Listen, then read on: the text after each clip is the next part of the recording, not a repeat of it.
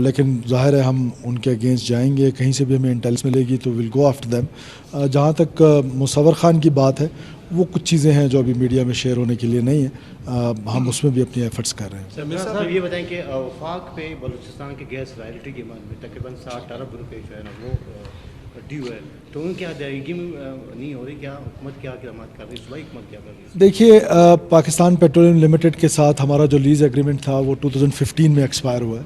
For last 10 years یہ pending ہے یہ ایشو, اور اب ہم نے اس کو بہت ہائیسٹ لیول پہ ریز کیا. آپ کو جیسے پتہ ہے کہ کیبنٹ میں اس پر بڑی سیریس ڈسکشن ہوئی, اور اب ہم نے اسحاق ڈار صاحب کے ساتھ جب پاکستان پیپلز پارٹی کے چیئرمین نے اور پاکستان مسلم لیگ نے ایک کمیٹی بنائی ہے, اس کمیٹی میں بھی انڈر ڈسکشن ہے.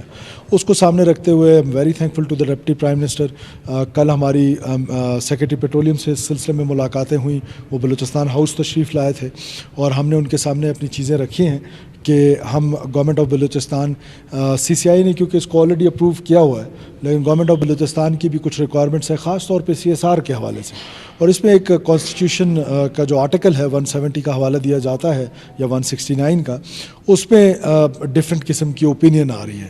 اس میں ہم اپنے ایڈوکیٹ جنرل سے اس وقت مجھے یاد ہے when I was home minister, تو ہم نے ایک اوپینین لی تھی, ایک میٹنگ کے منٹس ہوں گے, امان اللہ کنرانی صاحب اس وقت ایڈوکیٹ جنرل تھے, ان کی اوپینین لی تھی, اور بعد میں شاید باقی حکومتوں نے بھی کوئی اوپینینز لی تھی.